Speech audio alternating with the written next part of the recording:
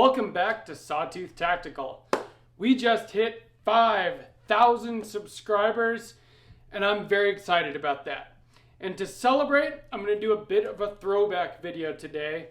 The very first video that I ever uploaded to YouTube was a video titled Upgrading Your AR-15. And it was about this rifle right here. And so today I'm going to do a bit of a throwback video, but hopefully it won't be quite as long and the quality will be much better. That first video, I was wearing like a white undershirt. I had no lighting, no microphone. I only owned a couple of guns at the time. I've gotten a bunch of them since then, and I've put out hundreds of videos now and gotten thousands of subscribers, and it's been a great journey, and I want to thank every one of you who's subscribed to the channel, and if you aren't, please hit that subscribe button. So that very first video that I ever uploaded to YouTube was about this rifle right here. This is my Smith & Wesson M&P 15 Sport 2. And if you guys know anything about AR-15s, the M&P 15 Sport 2 comes as a very, very basic AR-15. And so that first video that I did was about customizing, upgrading your rifle. Well, this video is kind of the evolution of that. As all things in firearms seem to go, at least for me, upgrading and customization is a constant thing. And this rifle has had a lot of changes since that first video a little over a year ago. So we're going to talk about that a little bit and just what I've learned along the way. So I've been making some changes to this rifle. I did the B5 system stock recently, the Radian Talon ambidextrous 45 degree safety, and now the go to our 45 offset red dot. This thing is getting about perfectly set up for me.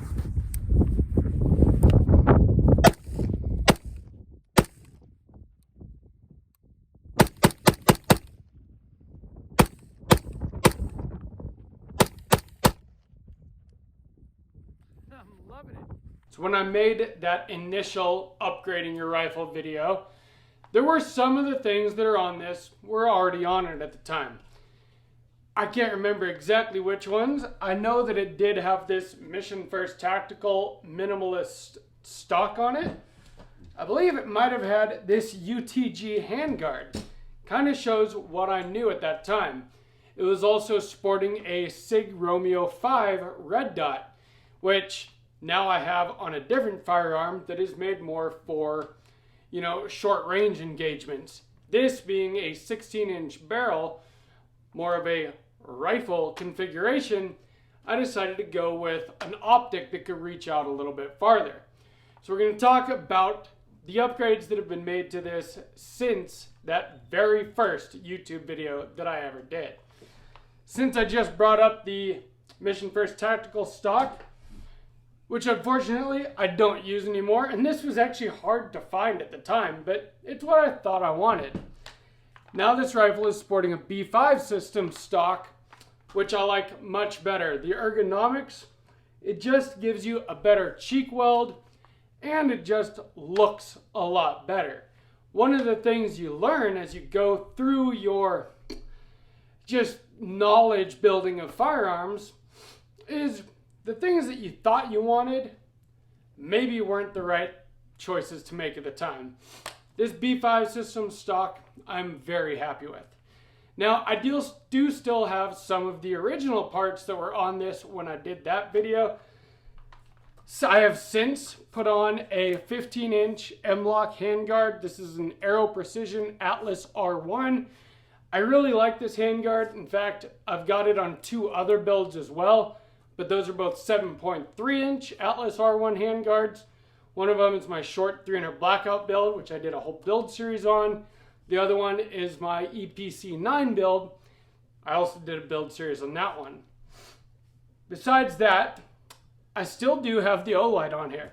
And I know I have learned my lesson since, but I have a hard time replacing something that still works just fine. It is one of those things that I'm sure will be replaced eventually, but for now, I've had absolutely no problems with it. The pressure pad works great. It's right where I want it to be under my thumb when I have my support hand on my rifle, and I've got no issues with it. I still do have the Strike Industries J-Comp V2 on here because it does a fantastic job as a muzzle brake on a 16-inch barrel.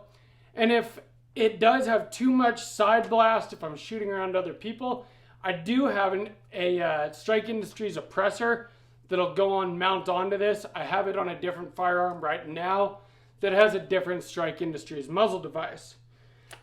I do still have the Mission First Tactical pistol grip because I really do like the angle of this grip. It fits my hand really well, and I like it a lot.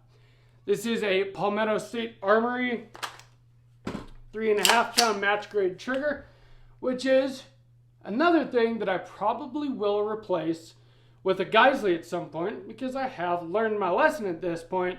I've got a Geissele in my 300 Blackout build and I absolutely love it. But I got to admit, for the cost, this is a very nice, crisp, single stage trigger that breaks at just around 3 pounds. So it's really hard to dislike something that works really well, like I said.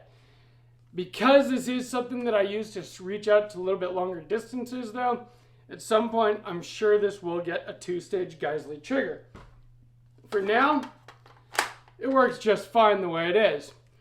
I do still have the Magpul bad lever on here, which I'm not putting on my more recent builds, but you know what? Sure is nice to be able to lock back and drop that bolt with the trigger finger. And I know people talk about NDs with bad levers. I think it's all about training. I've never felt like this is dangerous in any way. So now let's talk about some of the more recent upgrades.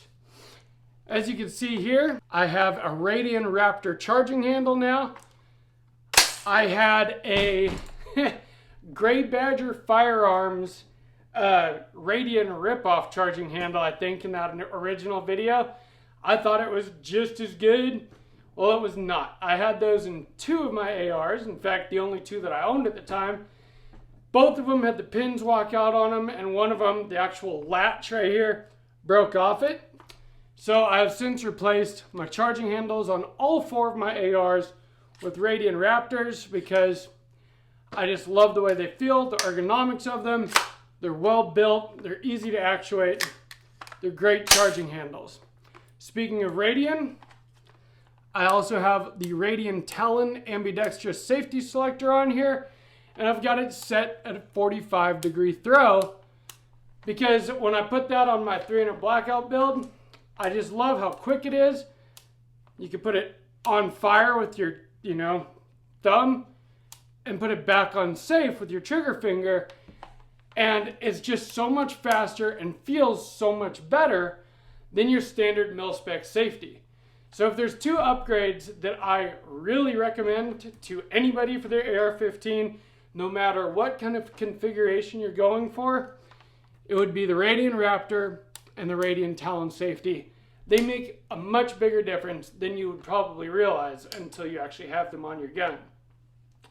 Now let's talk about the optics setup here, because that's probably the biggest change to this rifle. I've got a SIG Tango MSR 1-6 power LPVO on here, and this is probably, for the price, the best LPVO that you can get around the price point of $350. Now LPVOs can go up to thousands of dollars, and I'm sure those are fantastic optics. For my purposes, the SIG Tango MSR has worked great for me, and it's really nice to be able to dial in and put that magnification up anywhere between 1 and 6 power and just get a better positive identification at targets farther away, be able to shoot more accurately on longer range targets. I really enjoy that. Now, with the LPVO, I recently mounted this. This is the Goutar A17 red dot optic. This was sent to me for review by the company Goutar, and since all of my pistols already had optics mounted on them, I always wanted to do the LPVO offset red dot optic setup on this rifle, and that gave me the perfect opportunity to do that. So I have it mounted at 45 degrees, and I can literally go from looking down my LPVO at whatever magnification I have it set at to engage a longer distance target, rotate it 45 degrees, and engage a target up close with a 1x red dot, which gives you about the fastest target acquisition possible. This red dot so far has held up just fine. We'll see how it goes, but it seems like pretty dang good quality to me. It's made out of 7075 T6 aluminum. It's got all the features that you want: shake awake, long battery life. So unless it gives me a problem at some point in the future, I'm keeping it on here. That basically does it for the upgrades since that original video. I just thought it would be fun to kind of revisit this rifle, considering it was the first YouTube video I ever did. Like I said, I was wearing a white freaking undershirt. I had no lighting, no background, no microphone. I definitely didn't really know what I was doing. And I've been learning along the way. So I hope that you guys have been along this journey with me, that you have enjoyed the videos that I've been putting out, and that you've seen the progress and how the quality of the videos has gotten better. Please let me know down in the comments if you think it has gotten better, or if you think that there are things that I could do to make my channel more entertaining and bring more value to you guys. This is one of the pistols that I had during that original video too. My firearm collection at the time was much smaller than it is now. And this behind me is not everything. There's some things that I just can't show on here right now until the pistol brace rule gets figured out. But I would love to hear your comments. Let me know if you've been along this entire time, or if you're a new subscriber. If you haven't subscribed, please do. I'm really trying to grow the channel, and I appreciate every one of you guys. Please drop me a like, share this video, and from Sawtooth Tactical, stay strapped or get clapped.